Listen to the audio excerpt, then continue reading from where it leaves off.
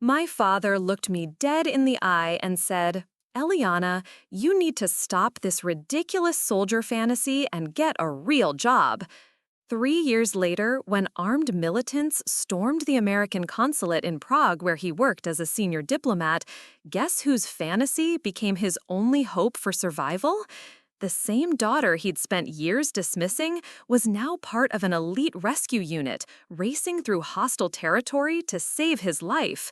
But getting to that moment, that's where this story really begins. I'd love to know which corner of the globe you're watching from. And if this story speaks to you, make sure to subscribe. Tomorrow's video is one you absolutely can't miss. Growing up in the suburbs of Richmond, Virginia, I always knew I was different from what my father, Ambassador Richard Blackwell, expected from his only daughter. While other kids my age were posting selfies and worrying about prom dates, I was studying tactical manuals and practicing marksmanship at the local shooting range every weekend. Dad had built his entire career in the diplomatic corps, climbing from a junior foreign service officer to one of the State Department's most respected ambassadors. His world was one of careful negotiations, formal dinners, and solving international crises through conversation and compromise. Violence, in his mind, was always the failure of diplomacy. Eliana, this military obsession has gone far enough, he'd say, whenever he caught me watching documentaries about special operations or reading books about military history. Smart people solve problems with their minds, not their fists. The tension reached its breaking point during my senior year of high school. I'd been accepted to Georgetown University's School of Foreign Service, which should have made him proud. Instead, our dinner table became a battlefield when I announced my real plans. I'm deferring Georgetown, I said, cutting into my steak with more force than necessary. I've enlisted in the Army. I leave for basic training in 6 weeks. The silence that followed was deafening. My mother, Sarah, nearly choked on her wine. Dad set down his fork with deliberate precision, the same way he probably handled tense negotiations with foreign ministers. Absolutely not, he said, his voice carrying that diplomatic authority he used in international meetings. I won't allow you to throw away your education and your future to play soldier. I'm not playing anything, Dad. This is what I want to do with my life. Want? He leaned back in his chair, studying me like I was some puzzle he couldn't solve. Eliana, you have opportunities that most people only dream of. Georgetown, and then graduate school, maybe law school. You could work for the State Department, the UN, make a real difference in the world through diplomacy and international relations. Maybe I want to make a difference in a different way. By what? Running around with guns? Getting yourself killed in some desert halfway across the world? His voice rose, something that rarely happened. That's not a career, that's a death wish. The argument escalated from there. Dad pulled out every statistic he could think of about military casualties, the challenges veterans face returning to civilian life, the physical and psychological toll of combat. He talked about the importance of education, about using intelligence instead of brute force, about how the world needed more diplomats and fewer soldiers.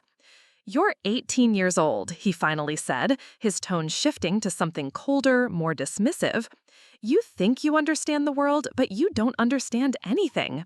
This soldier fantasy of yours is just that, a fantasy. Real life is about building relationships, understanding different cultures, negotiating solutions that benefit everyone. And what happens when negotiation fails? I shot back. What happens when the people you're trying to negotiate with don't want to talk, when they'd rather shoot first and ask questions later? That's what security details are for. That's what the professionals handle while diplomats focus on preventing those situations from happening in the first place. The conversation ended with me storming out of the dining room and Dad shouting after me that he wouldn't support what he called this destructive decision. He refused to sign any paperwork, wouldn't attend my send-off, and made it clear that he considered my enlistment a personal betrayal of everything he'd tried to teach me. Basic training at Fort Moore, Georgia, was exactly as brutal as everyone warned me it would be. Drill Sergeant Martinez seemed to take personal pleasure in pushing us past what we thought were our limits. 5 a.m. wake-up calls, endless push-ups, obstacle courses that left us covered in mud, and questioning our life choices. But something clicked for me during those first few weeks. While other recruits complained about the early mornings and the constant yelling, I found myself thriving. The physical challenges felt like problems I could solve through persistence and determination. The tactical training engaged my mind in ways that high school never had. During our first phone call home, 3 weeks into basic, Dad made his position crystal clear. "Have you come to your senses yet?" he asked, not even bothering with small talk. "Dad, I'm doing really well here. My drill sergeant says I have natural leadership potential, and I'm scoring at the top of my class in tactical assessments." Eliana, this isn't a game. You're wasting the most important years of your life. Georgetown held your spot for 1 semester. You can still come home, start school in the spring, and put this mistake behind you. It's not a mistake. Yes, it is.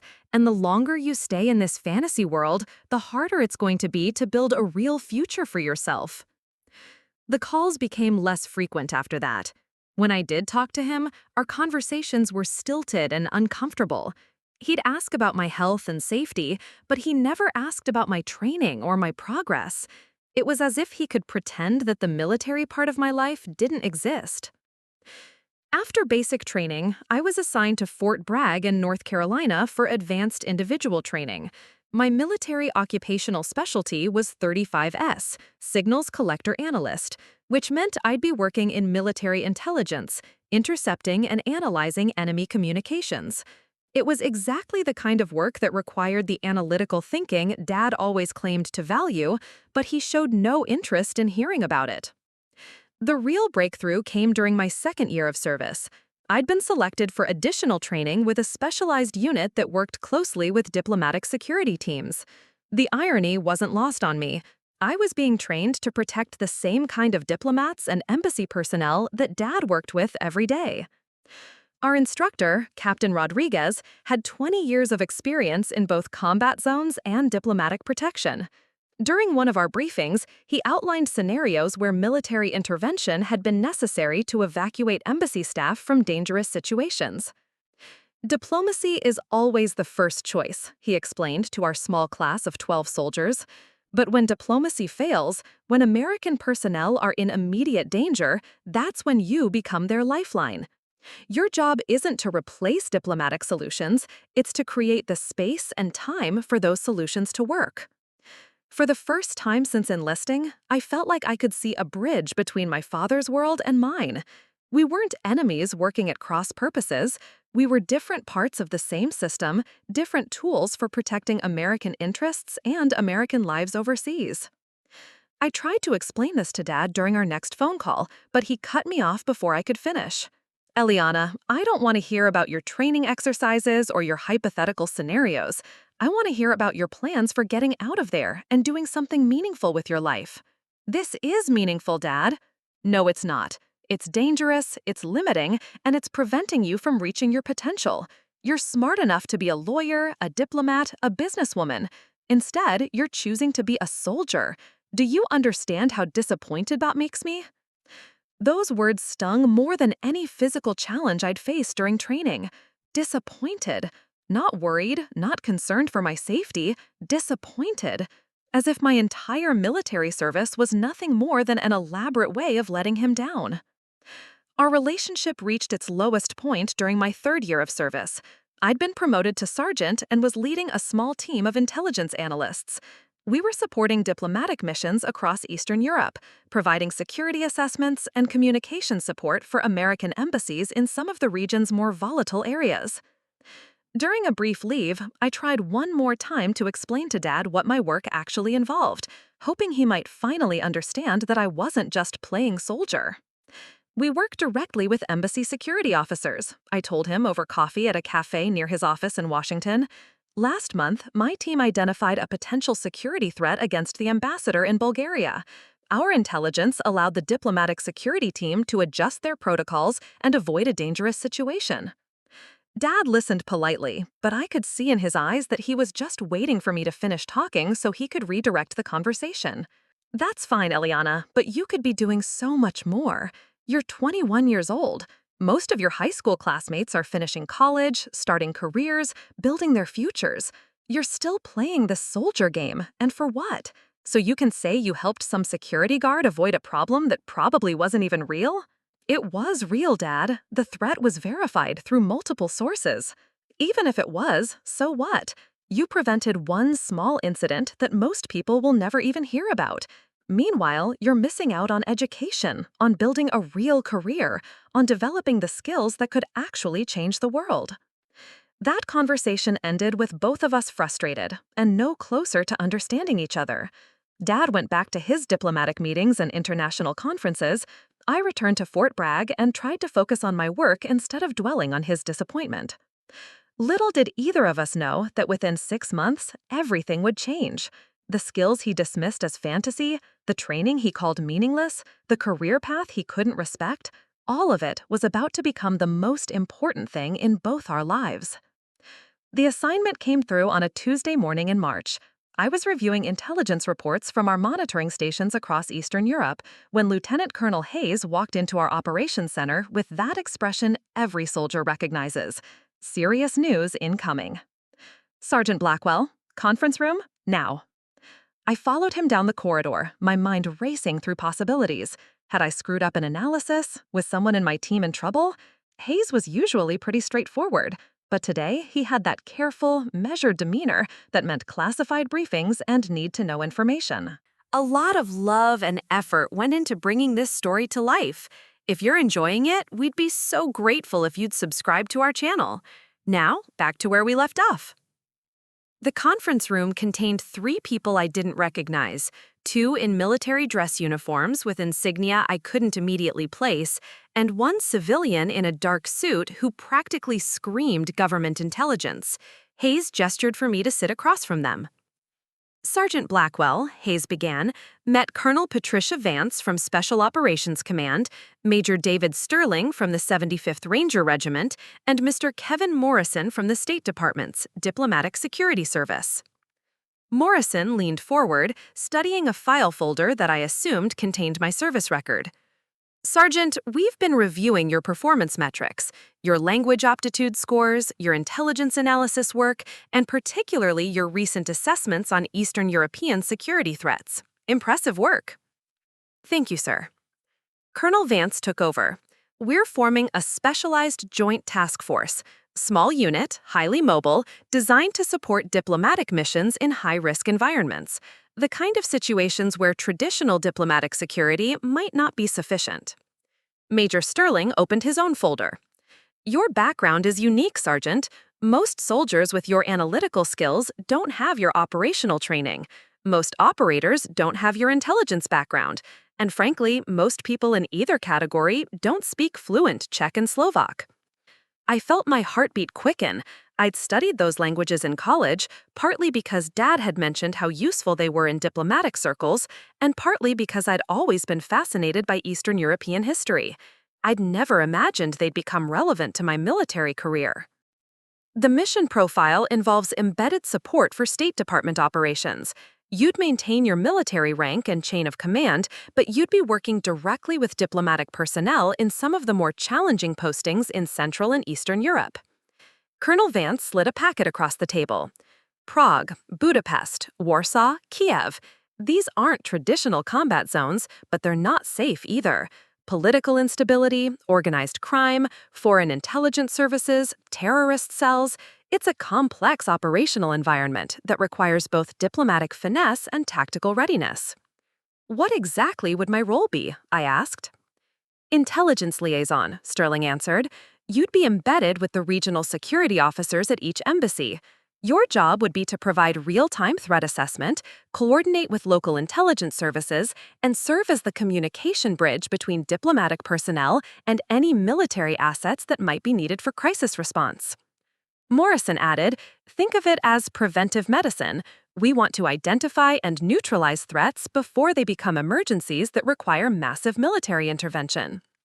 Hayes, who'd been quiet during most of the briefing, finally spoke up. Sergeant, this assignment would mean extended deployment, probably 18 to 24 months. You'd be stationed primarily in Prague, but you'd be traveling throughout the region. It's dangerous work, but it's also exactly the kind of role your training has prepared you for. I stared at the packet in front of me, my mind spinning. Prague. where Dad had mentioned he might be posted next year as part of his rotation through European assignments. The irony was almost too perfect to believe. "Can I ask why specifically?" I said. Colonel Vance smiled. "Your psychological profile shows exceptional adaptability and cultural sensitivity. Your language skills are native level. Your intelligence analysis work has been consistently outstanding. And frankly, you have something most special operations personnel lack. You understand how diplomacy works." How could I possibly understand diplomacy? Morrison consulted his notes. "Your father is Ambassador Richard Blackwell, currently stationed in Vienna, previously served in Moscow, London, and Ankara. We assume you've been exposed to diplomatic culture and protocol your entire life." The room fell silent. I realized they'd done their homework, probably knew about the tension between Dad and I, probably knew that he disapproved of my military service. But they also knew something I was just beginning to understand. All those dinner table conversations about international relations, all those embassy receptions I'd attended as a teenager, all those cultural lessons Dad had insisted on, they'd actually prepared me for this moment in ways I'd never anticipated. "I need to be clear about something," I said. "My father and I don't exactly see eye to eye on military service. He's not supportive of my career choice." "We're aware of the family dynamics," Morrison replied diplomatically. "That's not relevant to this assignment. What matters is your capabilities and your commitment to the mission." Colonel Vance leaned back in her chair. "Sergeant, we're not asking you to choose between your military career and your father's diplomatic world. We're asking you to bridge them. This task force exists because sometimes the best way to support diplomatic solutions is through military expertise." The briefing continued for another hour. They outlined training protocols, security clearances, operational parameters. The work would involve everything from analyzing intercepted communications to providing personal security for embassy personnel during high-risk meetings. I'd be part of a 6-person team, each with different specializations, all working under diplomatic cover. "One more thing," Major Sterling said as the meeting was wrapping up. "This assignment is voluntary, but if you accept, you're committed for the full deployment. No early rotation, no changing your mind after 6 months. The diplomatic missions we'll be supporting can't afford that kind of instability." I thought about Dad, probably sitting in some conference room in Vienna at that exact moment, negotiating trade agreements or cultural exchange programs. I thought about our last conversation, his disappointment, his conviction that my military service was meaningless. "When would I deploy?" I asked. "Training begins in 6 weeks. You'd be in Prague by September." I signed the papers that afternoon. The training phase took place at a classified facility in Virginia that I'm still not allowed to describe in detail. What I can say is that it was unlike anything I'd experienced during my regular military training. Instead of focusing purely on tactics and weapons, we spent equal time studying diplomatic protocol, international law, and cultural sensitivity. Our instructor, a gruff former Delta Force operator named Master Sergeant Chen, had spent the previous decade working protection details for American diplomats in war zones. "Forget everything you think you know about being a soldier," he told our small group on the first day. "In this job, your weapon is always your last option, not your first. Your primary tools are your brain, your language skills, and your ability to blend into civilian environments without creating diplomatic incidents." We practiced scenarios that would have seemed impossible during my regular training. How do you provide security for an ambassador's meeting with local officials when carrying visible weapons would be considered an insult? How do you coordinate with local police forces that might be infiltrated by hostile intelligence services? How do you evacuate embassy personnel from a hostile city when using military aircraft could be interpreted as an act of war? The training was intellectually exhausting in ways that physical training had never been. Every decision had diplomatic ramifications. Every action had to be considered not just for its immediate tactical effectiveness, but for its political implications. During our 4th week of training, Master Sergeant Chen pulled me aside after a particularly complex scenario exercise. "Blackwell, you're thinking too much like a soldier and not enough like a diplomat." "I thought that's what you wanted, Sergeant. Military expertise combined with diplomatic awareness." "No, I want you to understand that in this job, the diplomatic considerations always come first. Always. Your father spends his career trying to solve international problems through conversation and compromise. Your job is to make sure he stays alive long enough to do that work. It was the first time anyone in my military chain of command had ever suggested that Dad's work was not just valid, but essential, that my role was to support and protect diplomatic efforts, not to replace them. The realization hit me harder than I expected. Maybe Dad and I weren't on opposite sides after all. Maybe we were both working toward the same goals, just using different methods. 3 weeks later, I was on a military transport flight to Prague, carrying orders that would station me at the American consulate, where, according to the diplomatic personnel roster, Ambassador Richard Blackwell was scheduled to arrive in 2 months as the new senior diplomatic advisor to the Central European Regional Office. I still hadn't told him.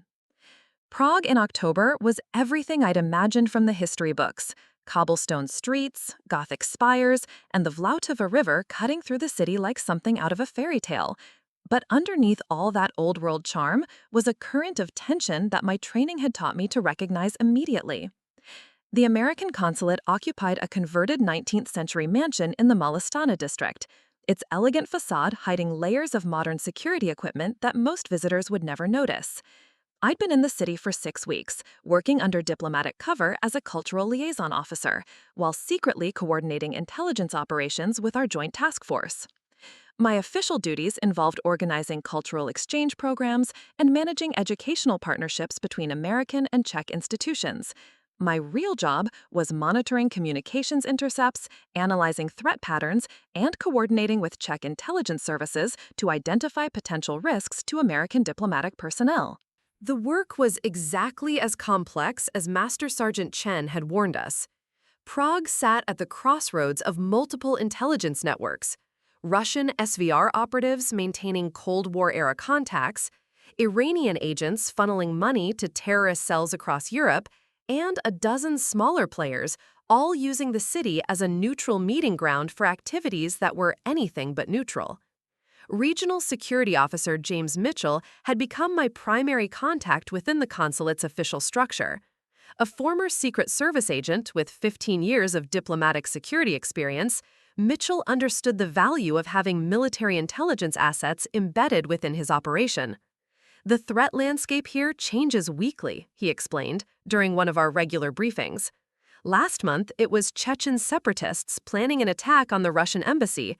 This week, we're tracking Iranian operatives who might be targeting Israeli business interests. Next week, it'll be something completely different.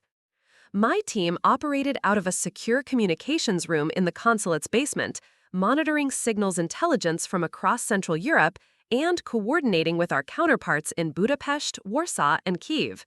Sergeant Marcus Rodriguez handled electronic surveillance, Corporal Jennifer Walsh specialized in human intelligence networks, and I served as the primary liaison with both Czech intelligence services and the consulate's diplomatic staff.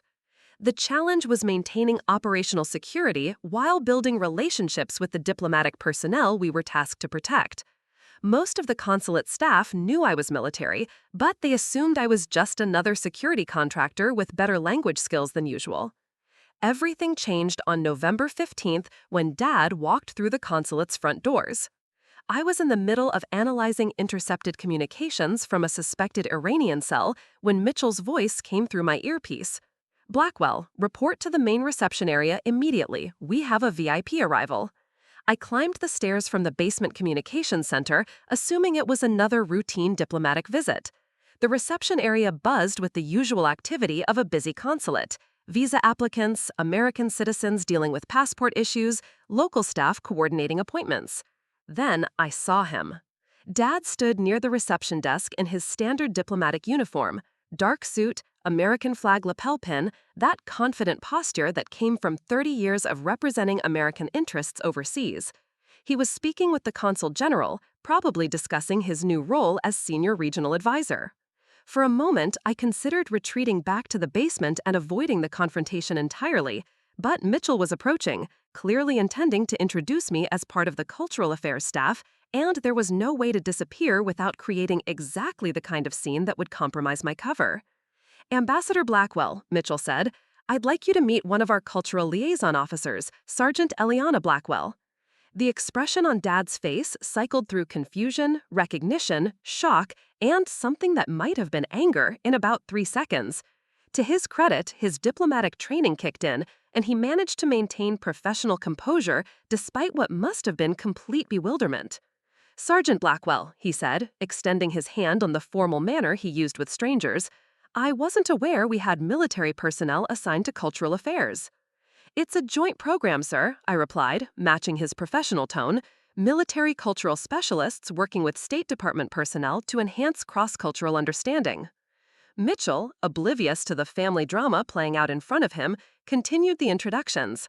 Sergeant Blackwell has been invaluable in developing relationships with Czech educational institutions. Her language skills and cultural background have opened doors that would normally take months to unlock. Dad nodded politely, but I could see the questions forming behind his diplomatic mask. What was I doing in Prague? How had I ended up assigned to his consulate? And why hadn't anyone told him his daughter working under his nose? The formal introduction lasted another few minutes before Mitchell excused himself to handle other duties, leaving Dad and I standing in the reception area with about a dozen other people within earshot. We need to talk, Dad said quietly. Not here, I replied, equally quiet, too many people listening. He glanced around the room, his diplomatic instincts recognizing the same security concerns I'd been trained to identify. Coffee tomorrow morning. That place across from Wenceslas Square we used to go to when you were visiting Prague as a kid. I nodded, though I had no memory of visiting Prague as a child. Dad had traveled so much during my childhood that I'd lost track of which cities I'd actually visited and which ones I'd only heard about in his stories. That evening, I sat in my apartment overlooking the Vltava, trying to figure out how to explain 3 years of military service and 6 weeks of covert operations to a father who still thought I was wasting my life playing soldier. The coffee shop Dad had chosen was a small, traditional Czech establishment that had probably been serving coffee since before World War II. I arrived 10 minutes early, selected a corner table where I could watch the entrances, and ordered coffee that was strong enough to wake the dead. Dad walked in exactly on time, wearing civilian clothes but still carrying himself with that unmistakable diplomatic bearing. He ordered tea, chose the chair that put his back to the wall, a security habit he'd probably developed over decades of working in dangerous postings, and studied my face like he was trying to solve a particularly complex international crisis. So, he said finally, cultural liaison officer. It's more complicated than that. I assumed it would be. The question is how much more complicated, and whether you're going to tell me the truth or give me whatever cover story you've been instructed to use. I sipped my coffee, considering my options. My orders included provisions for family members with appropriate security clearances, but they also emphasized the critical importance of operational security. Dad had top-secret clearance through his diplomatic position, but that didn't automatically mean he was cleared for details about joint military diplomatic operations. I can't tell you everything, I said finally, but I can tell you that my work here directly supports the diplomatic mission. I'm not running around with guns causing problems for your negotiations. What kind of support? Intelligence analysis, threat assessment, cultural liaison work that's actually cultural liaison work, not just a cover story. I help identify potential security risks so that diplomatic personnel can focus on diplomacy instead of worrying about their safety. Dad stirred his tea thoughtfully. How long have you been doing this kind of work?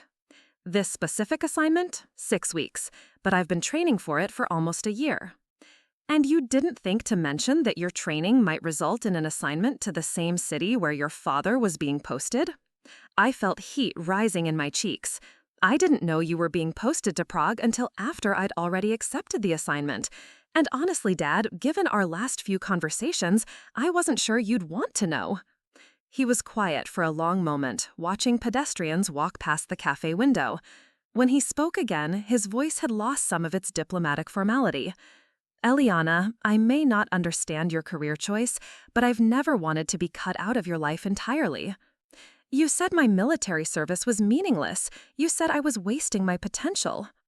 I said those things because I was worried about you, because I wanted you to have opportunities I thought the military couldn't provide.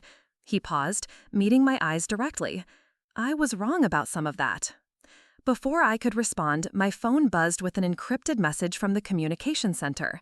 High-priority intelligence intercept requiring immediate analysis.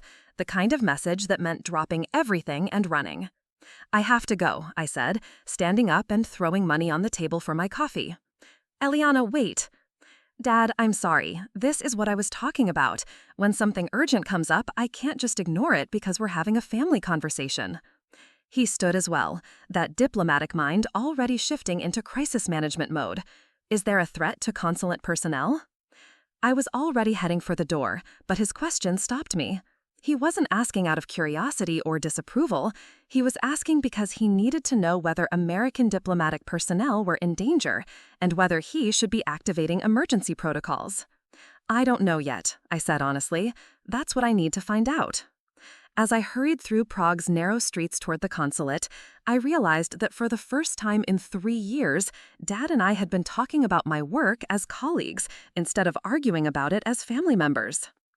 I had no idea that within 72 hours, that distinction would become the most important thing in both our lives.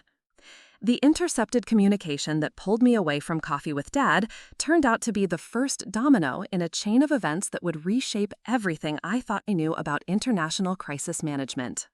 Sergeant Rodriguez had isolated the signal from a cell tower near Prague's international airport.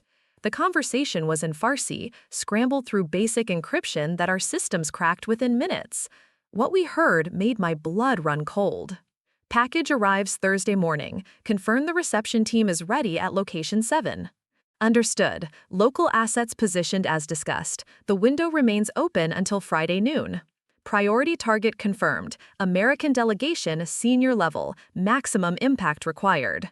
I was already reaching for my secure phone to contact Mitchell when Corporal Walsh burst into the communications room with a printout of human intelligence she'd gathered from her network of local contacts.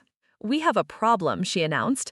3 Iranian nationals entered the Czech Republic yesterday using Romanian passports. Czech intelligence flagged them this morning after facial recognition matched them to known operatives from Tehran. Rodriguez pulled up a digital map of Prague on his main screen. Location 7 from the intercept, that's gotta be one of these surveillance points we've been tracking. He highlighted 7 red dots scattered across the city, each representing a position where we detected unusual electronic surveillance activity over the past month. I studied the pattern, my analytical training kicking into overdrive. Walsh, what kind of American delegation is scheduled for this week? She consulted her intelligence briefing folder. Regional Economic Summit, 5 ambassadors from Central European posts, plus senior trade representatives. Your father's leading the American contingent. The pieces fell into place with terrifying clarity. This wasn't a random terrorist attack. It was a targeted assassination attempt against American diplomatic leadership, with Dad as the primary target. I grabbed my encrypted phone and dialed Mitchell's direct line. He answered on the first ring. Mitchell here. We have an imminent threat against Ambassador Blackwell and the Economic Summit delegation. Iranian operatives, 3 confirmed, probably more. The attack window opens Thursday morning, closes Friday noon. How solid is this intelligence?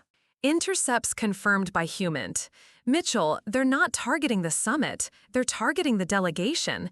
This is about killing American diplomats, not disrupting negotiations. The line was quiet for several seconds. When Mitchell spoke again, his voice had shifted into the clipped, professional tone that meant emergency protocols were about to be activated. Where are you now? Basement comm center. Stay there. I'm activating crisis action team procedures. No one leaves the building without escort. No meetings outside the consulate until further notice. What about the economic summit? It's supposed to start tomorrow. That's above my pay grade, Blackwell. I protect American personnel. The State Department decides whether the summit happens or not. The next 6 hours turned the consulate into a fortress. Marine security guards took positions at all entrances. Bulletproof barriers went up around the building's perimeter, and every American staff member received briefings on emergency evacuation procedures. Dad found me in the communications room around midnight, looking exhausted but determined. Mitchell briefed me on the threat assessment, he said without preamble. He also told me that you're the one who identified the plot. It was a team effort. Rodriguez handled the electronic intercepts, and Walsh developed the human intelligence network that confirmed the operative's presence. But you put the pieces together. You connected the surveillance locations to the delegation schedule and realized they were targeting diplomatic personnel specifically. I nodded, unsure where this conversation was heading. Dad pulled up a chair and sat down across from my workstation. Mitchell wants to cancel the economic summit, move all 5 ambassadors to secure locations, and postpone the negotiations until we can guarantee their safety. That makes sense from a security perspective. But it's a disaster from a diplomatic perspective, Dad continued. We've been working on these trade agreements for 18 months.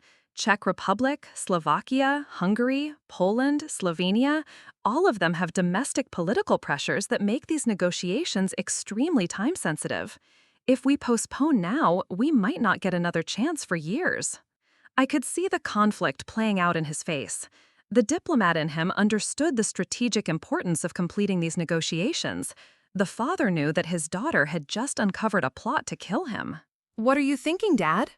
I'm thinking that maybe there's a third option, something between canceling the summit and pretending the threat doesn't exist. He pulled out a tablet and showed me detailed floor plans of the Prague Convention Center, where the economic summit was supposed to take place. What if we could neutralize the threat without disrupting the negotiations? What if we could turn their surveillance network against them? I studied the floor plans, my tactical training automatically identifying sight lines, choke points, and potential ambush locations. You want to use the summit as bait. I want to use the summit as an opportunity to capture Iranian operatives who are planning to kill American diplomats, but only if we can do it without putting anyone at unnecessary risk. This was not the conversation I'd expected to have with my father at midnight in a secure communications room. The man who had spent 3 years dismissing my military training was now asking me to apply that training to protect diplomatic operations. Mitchell would have to approve any operational plan, I said, carefully. Mitchell respects your analytical capabilities. If you could design a security protocol that eliminates the threat while allowing the summit to proceed, he'd listen to your recommendations. I turned to my workstation and pulled up the surveillance data Rodriguez had compiled over the past month. 7 locations where we'd detected unusual electronic activity. 3 confirmed Iranian operatives, plus an unknown number of local assets. A 48-hour window for their operation. We'd need additional personnel, I said, thinking out loud. Czech police, probably some of their counterterrorism specialists, and we'd need to coordinate with the other delegation's security details without compromising operational security. Can it be done? I studied the data for another few minutes, running scenarios in my head.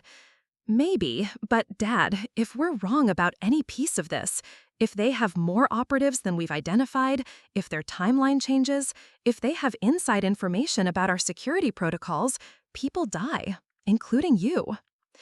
And if we cancel the summit, Iranian intelligence learns that they can shut down American diplomatic initiatives just by making threats.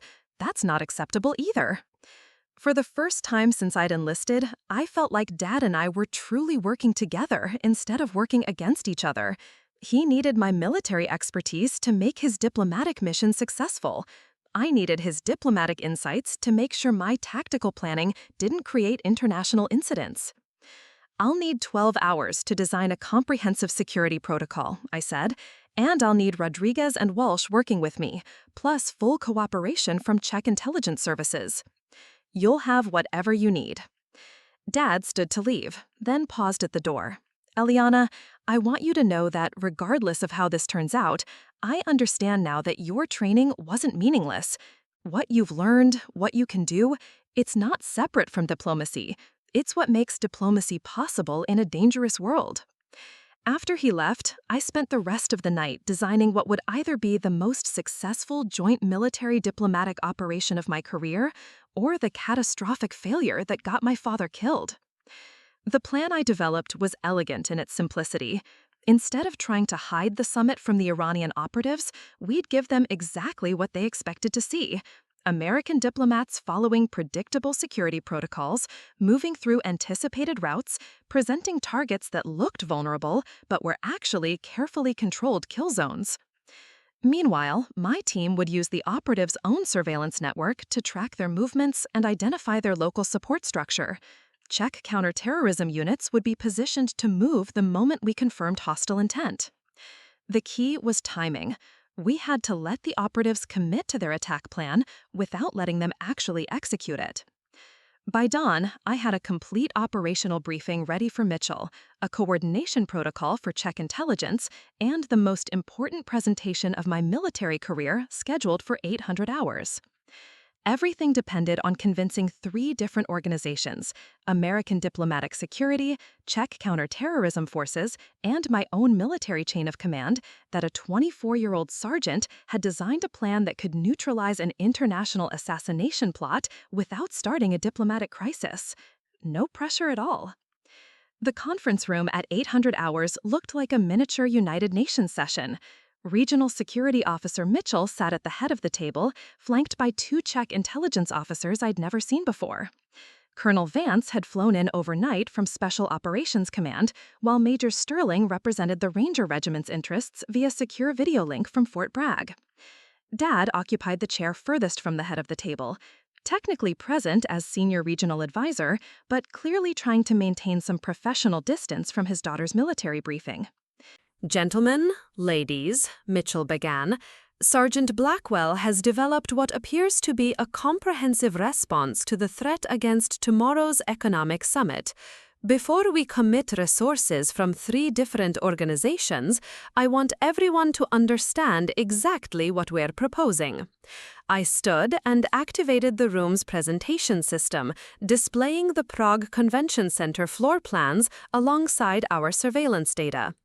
The Iranian operational cell consists of at least 3 confirmed foreign nationals, plus an unknown number of local assets, I began. Their surveillance pattern indicates they've been planning this operation for approximately 6 weeks, focusing on 7 specific locations throughout the city. Czech intelligence officer Captain Novak leaned forward. Our facial recognition systems identified the 3 Iranians, but we've had no success tracking their local support network. That's because they're using a cell structure designed to be invisible until activation, I replied, switching to a network diagram Rodriguez had helped me prepare. Each local asset only knows one piece of the operational plan. They communicate through dead drops and coded messages in public forums. Very professional, very difficult to penetrate. Colonel Vance studied the diagram. So how do we identify them before they strike? We don't identify them, we let them identify themselves. The room fell silent.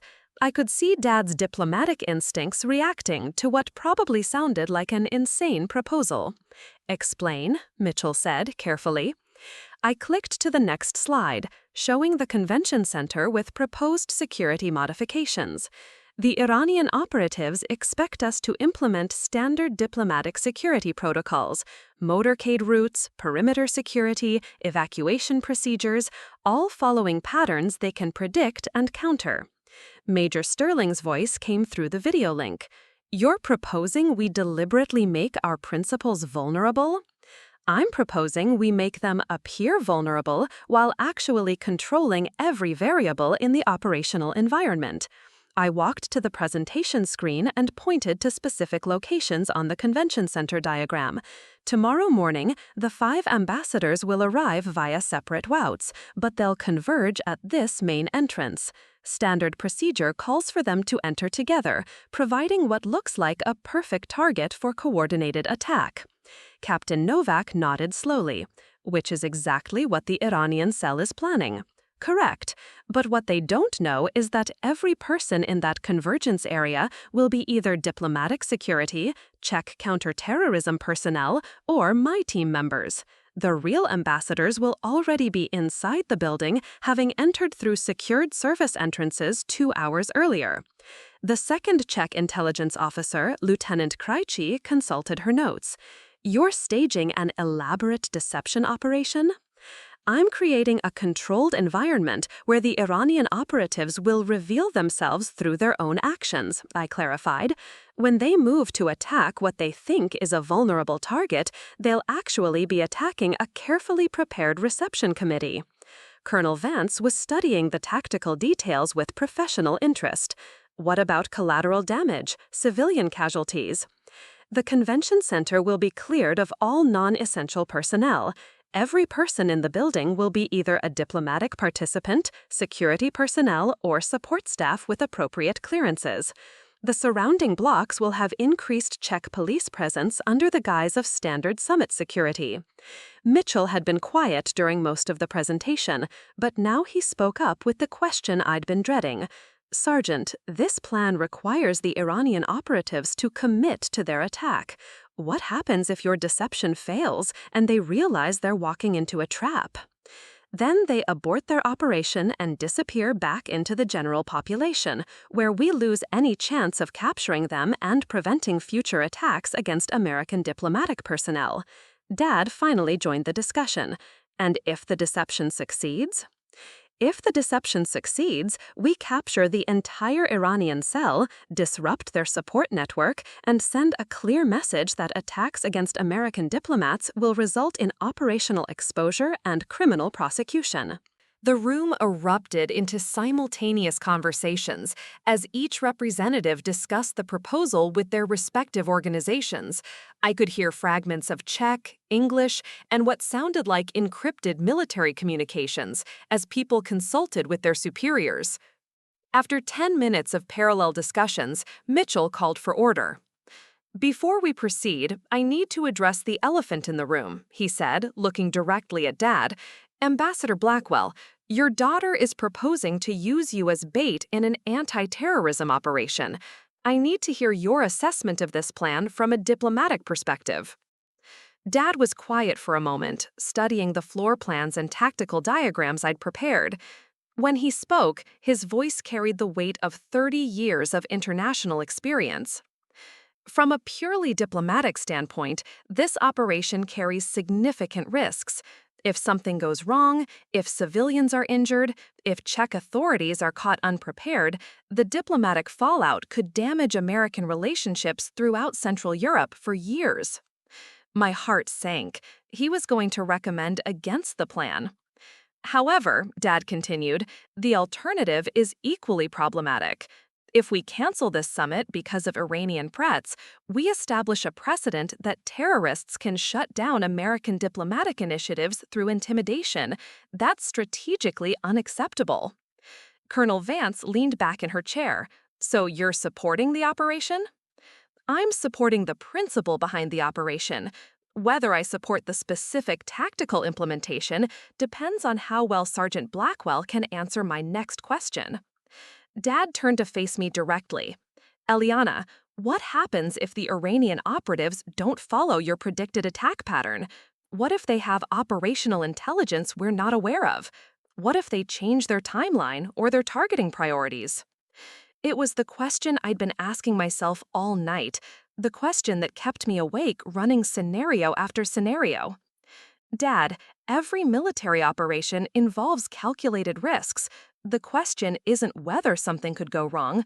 The question is whether we have sufficient contingency plans to handle the most likely failure modes." I clicked to my final presentation slide, showing a complex flowchart of contingency protocols. If the operatives change their timeline, we have surveillance assets positioned to detect movement pattern changes up to 6 hours in advance. If they change their targeting priorities, we have security protocols for each of the 5 ambassadors that can be activated independently. If they have inside intelligence about our security arrangements, we have counterintelligence protocols designed to feed them false information while protecting our actual operational plans. Captain Novak studied the contingency flowchart. "This level of operational planning is quite sophisticated for someone your age and rank, Sergeant." "I've had good teachers," I replied, glancing at Dad, "and I've learned that successful operations require both tactical expertise and strategic thinking." Mitchell stood up, signaling that the formal briefing was concluding. I need 2 hours to coordinate with Czech authorities and confirm resource availability. Colonel Vance, can Special Operations Command provide backup assets if needed? We have a rapid response team standing by in Germany. They can be in Prague within 4 hours if the situation escalates beyond local capabilities. Major Sterling's voice came through the video link. Sergeant Blackwell, you understand that if this operation fails, if American diplomatic personnel are injured or killed, the responsibility falls on your tactical assessment? I looked around the room at the faces of people whose careers and lives depended on the accuracy of my analysis. Dad's expression was unreadable, but he was watching me with an intensity I'd never seen before.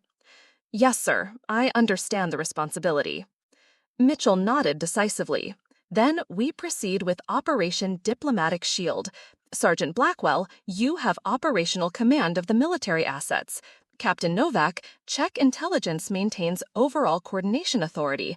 Ambassador Blackwell, I need you to convince 4 other ambassadors to participate in what they're going to think is an insane plan. As the meeting broke up, Dad lingered until we were alone in the conference room. You realize that tomorrow everything changes, he said quietly. If this works, you'll prove that military and diplomatic approaches can complement each other. If it doesn't work, I'll have gotten you killed while trying to prove that my career choice wasn't meaningless.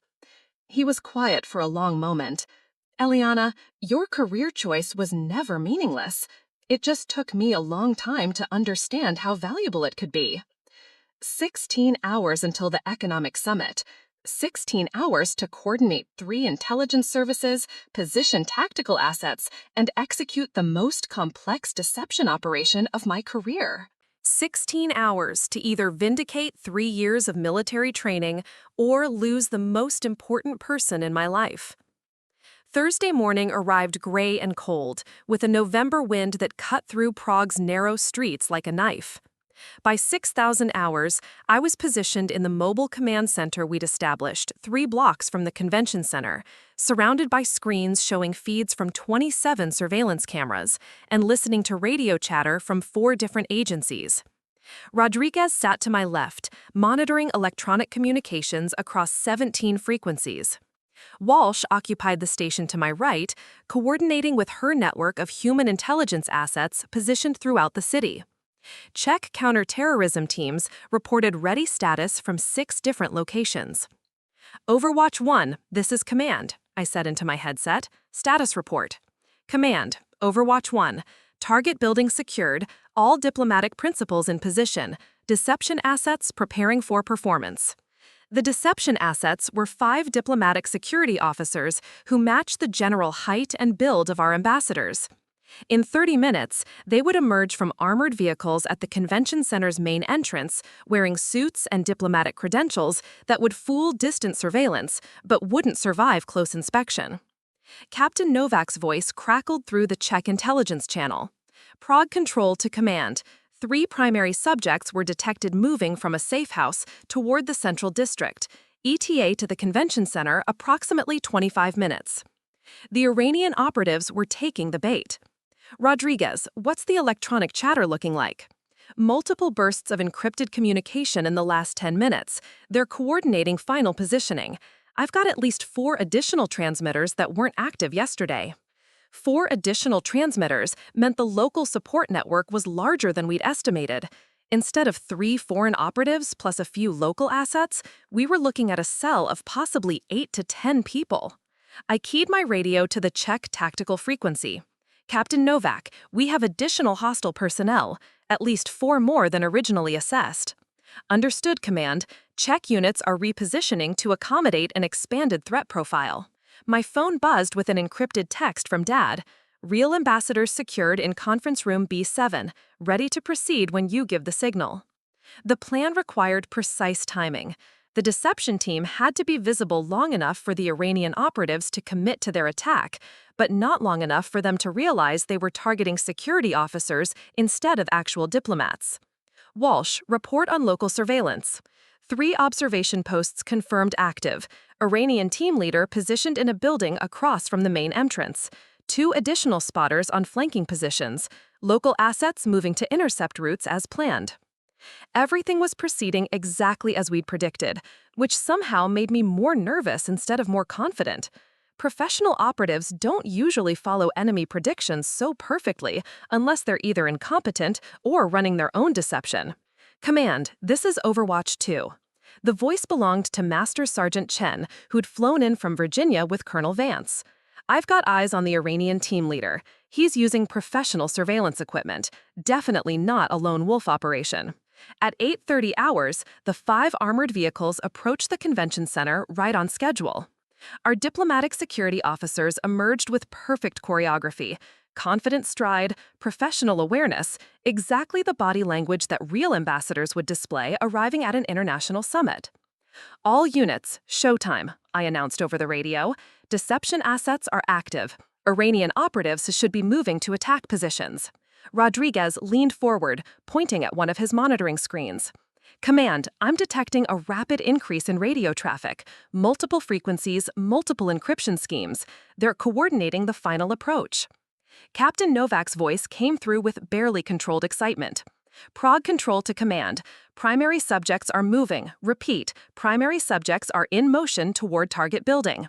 I watched the surveillance feeds as 3 figures moved through Prague's morning crowds with the fluid precision of trained killers. They didn't run, didn't draw attention to themselves, but they moved with purpose that was unmistakable once you knew what to look for.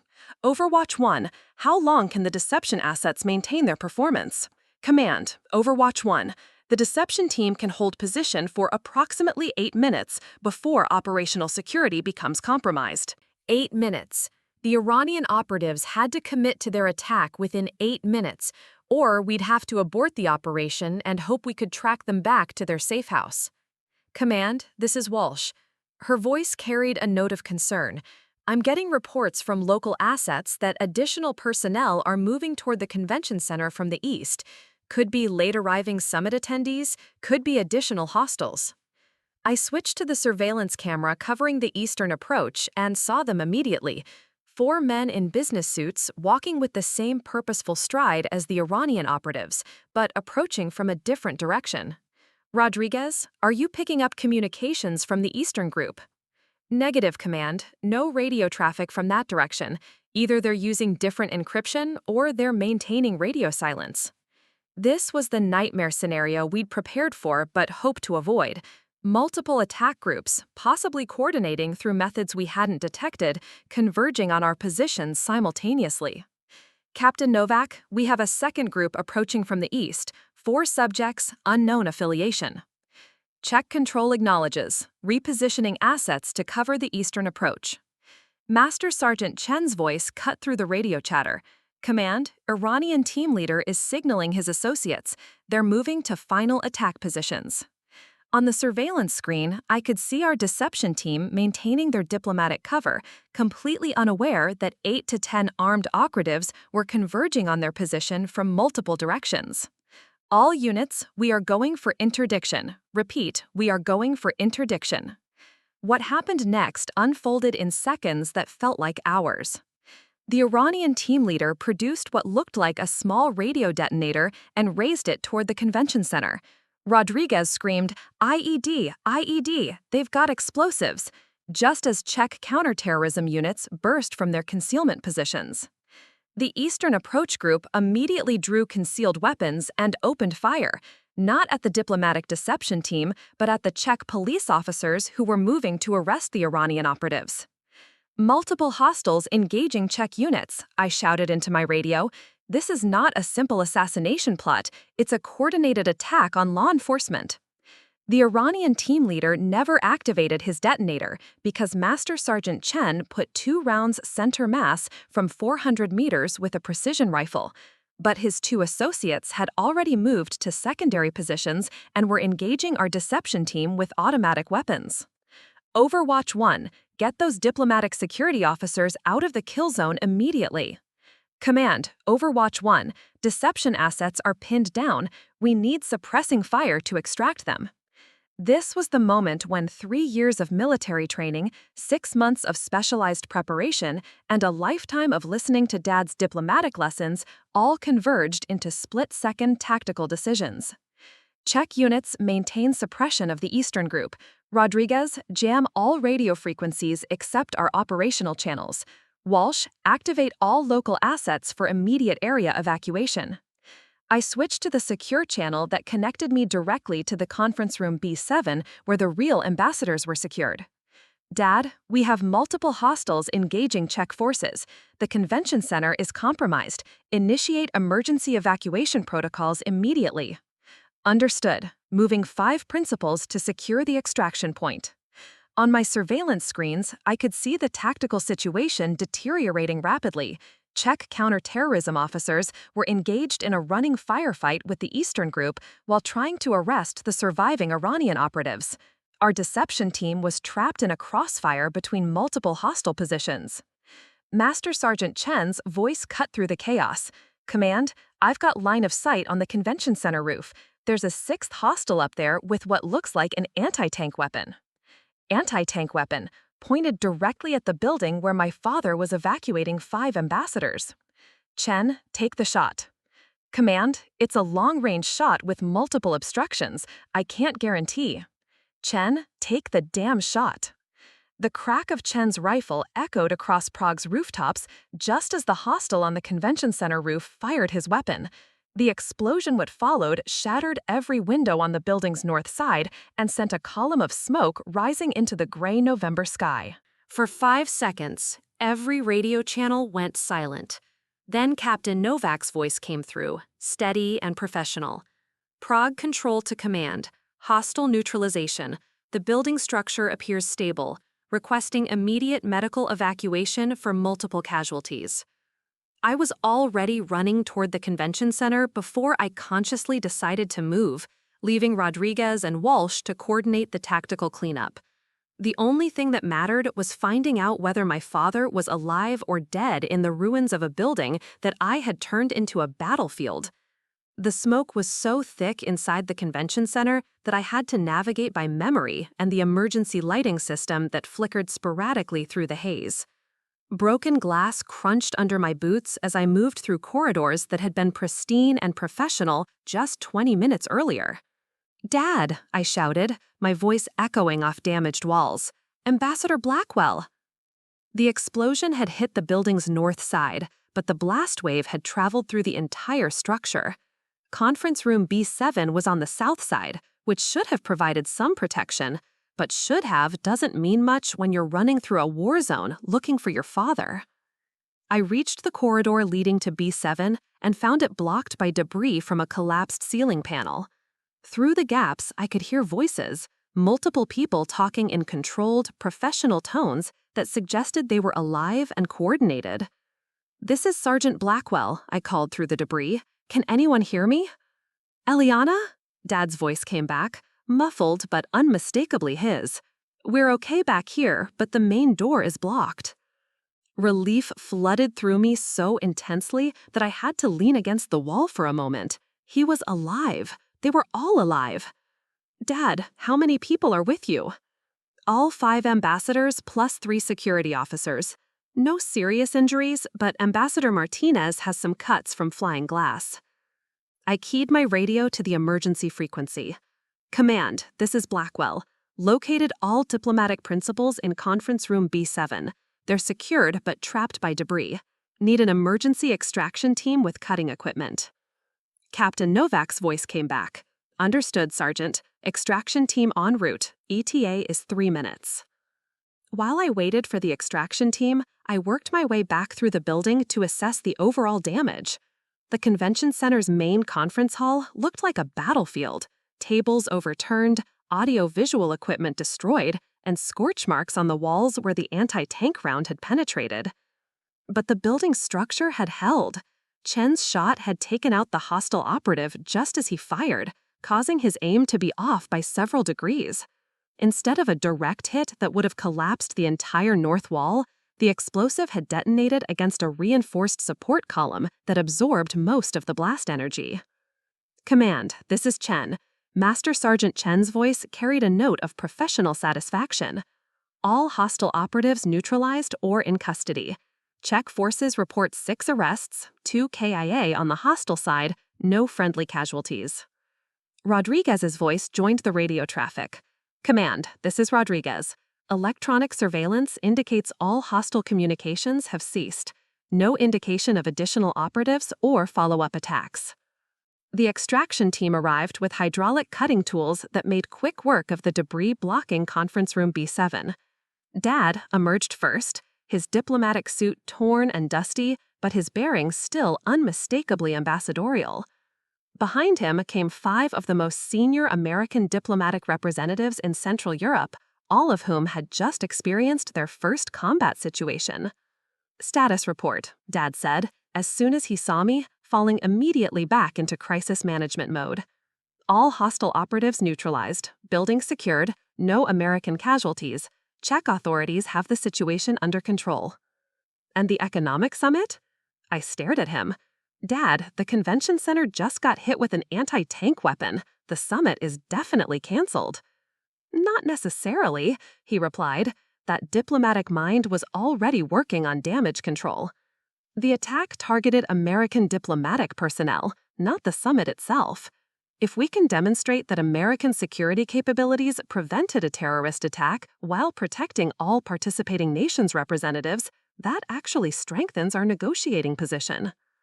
Ambassador Martinez, a silver-haired woman from the Spanish delegation, overheard our conversation. "Richard, are you seriously suggesting we continue with trade negotiations after armed terrorists just tried to kill us?" "I'm suggesting that the best response to terrorism is demonstrating that terrorism doesn't work," Dad replied. "We have secure backup facilities, we have all the participants, and we have a security team that just proved it can handle threats that most diplomatic missions never even imagine." Over the next 6 hours, I watched my father do what he did best: turn a crisis into an opportunity. While Czech authorities processed the arrested operatives and crime scene investigators documented the attack, Dad coordinated with the other 4 ambassadors to relocate the economic summit to a secure facility at Prague's American embassy. The negotiations that had been scheduled to take 3 days were completed in 8 hours, with all 5 participating nations agreeing to trade terms that Dad later described as more favorable than we dared to hope for.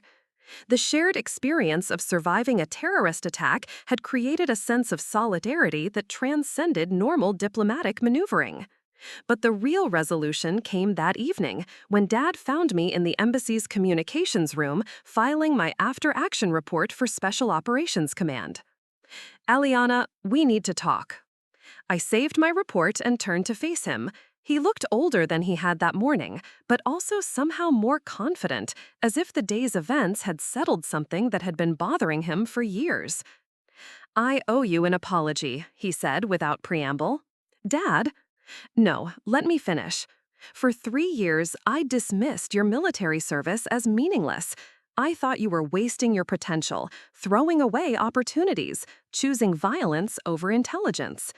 He sat down across from my workstation, the same position he'd taken during our midnight planning session. "Today, I learned that everything I thought I knew about military service was wrong. You didn't choose violence over intelligence. You chose to use intelligence to prevent violence. You didn't waste your potential. You developed capabilities that saved lives, including mine." I felt tears starting to form and blinked them back. "I just did my job, Dad." "Your job involved designing a complex deception operation that required understanding both military tactics and diplomatic strategy. Your job involved coordinating with international intelligence services while maintaining operational security. Your job involved making split-second decisions under fire that protected American interests and American lives." He paused, studying my face with that intense diplomatic attention I remembered from childhood. "Your job, Eliana, is exactly what I always hoped you'd do with your life. Use your intelligence and your skills to make the world safer for people who are trying to build something better." The next morning, I received new orders from Special Operations Command. The Joint Military Diplomatic Task Force was being expanded based on the success of Operation Diplomatic Shield. I was being promoted to staff sergeant and transferred to a permanent position as military liaison to the State Department's Bureau of Diplomatic Security. My new assignment would involve developing security protocols for American embassies throughout Europe, training diplomatic personnel in crisis response procedures, and serving as the primary coordination point between military special operations assets and diplomatic missions. In other words, exactly the kind of career that combined military expertise with diplomatic strategy. The kind of work that required both tactical skills and cultural sensitivity. The kind of job that Dad's dinner table conversations had been preparing me for without either of us realizing it. 6 months later, I was standing in the Rose Garden behind the American ambassador's residence in Prague, wearing my dress uniform and watching Dad pin oak leaf clusters on my collar, the insignia of a newly promoted major.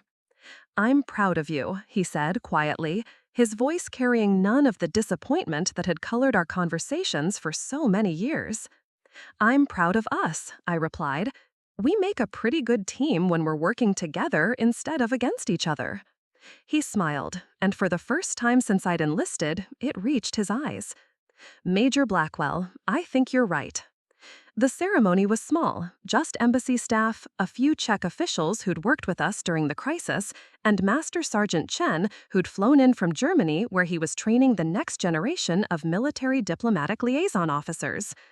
But as I stood there in the Prague sunshine, wearing the rank that represented not just military advancement, but recognition that my chosen career path had value and meaning, I realized that the most important validation had already happened.